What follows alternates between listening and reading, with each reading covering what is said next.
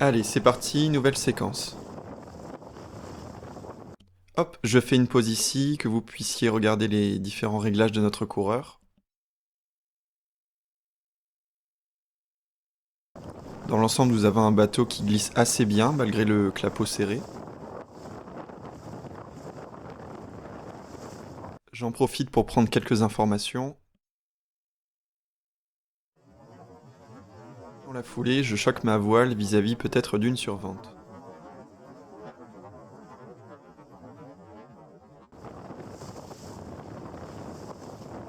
Ah oui, donc je me retourne carrément. J'ai peut-être raté quelque chose pour me retourner autant. Dans la foulée, réaction immédiate, je vire de bord. Vous avez vu, la prise de décision s'est fait très très rapidement. Je vous laisse du replay, que vous ayez le temps de voir, même au ralenti, que ça se passe très très vite.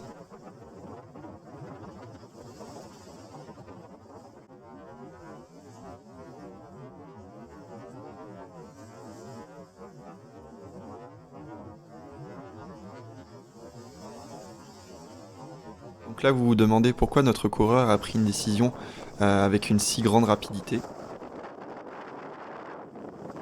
Ce que vous ne savez pas, c'est que ce jour-là, il y avait un courant qui avait tendance à épauler les bateaux, à les remonter vers la bouée au vent. Si vous avez l'œil, vous pouvez voir la bouée au vent en jaune en haut à gauche de votre écran. À ce moment-là, si notre coureur continuait sa route, il irait plutôt par ici, mais avec la présence du courant, il irait sans doute par là. Si jamais vous êtes dans cette situation, n'oubliez pas de jouer sur votre chariot pour régler au mieux votre bateau.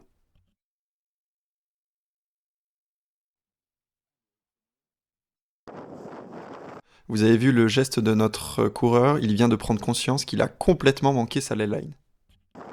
Maintenant, revoyons la situation schématiquement. Lors de notre entraînement, nous avions mis un parcours en place avec 3 bouées, 2 rouges et une jaune. Le parcours était de type banane, 2 tours avec une arrivée à l'arrière du bateau comité.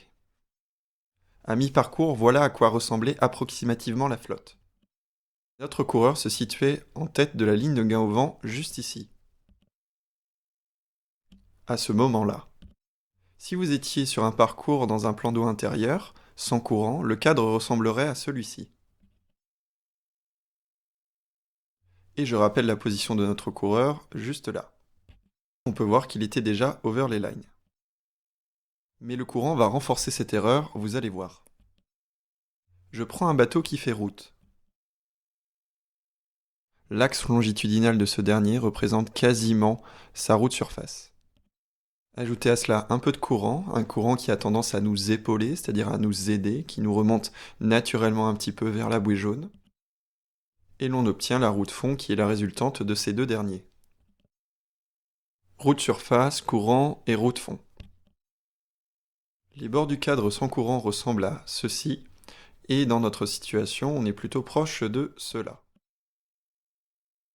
Notre coureur était déjà over les lines dans un cadre classique, il est d'autant plus dans ce nouveau cadre avec du courant. Ceci peut expliquer la double prise d'information suivie d'une prise de décision rapide. Mais au moment où notre coureur vire, le mal est déjà fait. En gardant ce cap, sa route surface pourrait être celle-ci, et donc l'emmener jusque-là. Mais avec le courant, notre coureur risque d'atterrir ici par sa route fond. Juste après, je me suis pressé d'aller à la bouée au vent pour vous montrer le passage de marque. Évidemment, on retrouve notre coureur, ici en haut à gauche de votre écran.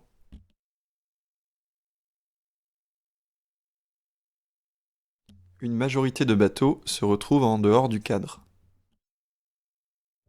Au final, seul le bateau à droite est sur la bonne trajectoire.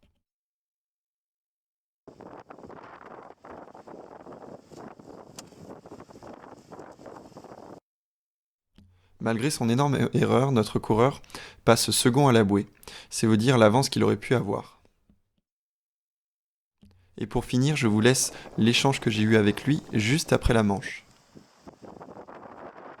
Du coup, donc t'es dans le coup, c'est quand même plutôt pas mal. T'as fait une énorme erreur au début, au premier bord.